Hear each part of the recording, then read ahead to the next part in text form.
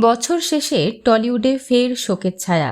ক্যান্সারের সঙ্গে লড়াইয়ে হার মানলেন জনপ্রিয় অভিনেত্রী শ্রাবণী বণিক। সপ্তাহখানেক আগে হাসপাতালে ভর্তি হয়েছিলেন অভিনেত্রী। সোমবার সকালে থামল লড়াই। দীর্ঘদিন ক্যান্সারের সঙ্গে লড়াই করছিলেন টেলিভিশনের জনপ্রিয় অভিনেত্রী শ্রাবণী বণিক। পাশাপাশি চালিয়ে যাচ্ছিলেন নিজের কাজও।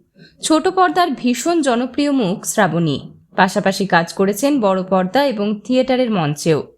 শেষবার অভিনেত্রীকে দেখা গিয়েছিল গোধূলি আলাপ ধারাবাহিকে। জানা গিয়েছিল ফুসফুস ক্যান্সারে আক্রান্ত হয়েছেন অভিনেত্রী। রাজারহাট ক্যান্সার হাসপাতালে অনেকদিন ধরে চিকিৎসা চলছিল তার। গত কয়েক সপ্তাহে অবস্থার অবনতি হওয়ায় তাকে হাসপাতালে ভর্তি করানো হয়েছিল। সোমবার সকালে সেখানেই শেষ নিঃশ্বাস ত্যাগ করেছেন অভিনেত্রী শ্রাবণী বণিক। জানা গিয়েছিল তার চিকিৎসার জন্য নাকি 12 লক্ষ টাকার প্রয়োজন। তাই কিছুদিন আগেই সোশ্যাল মিডিয়ায় আর্থিক সাহায্য চেয়েছিলেন শ্রাবণীর ছেলে অচ্যুত আদর্শ।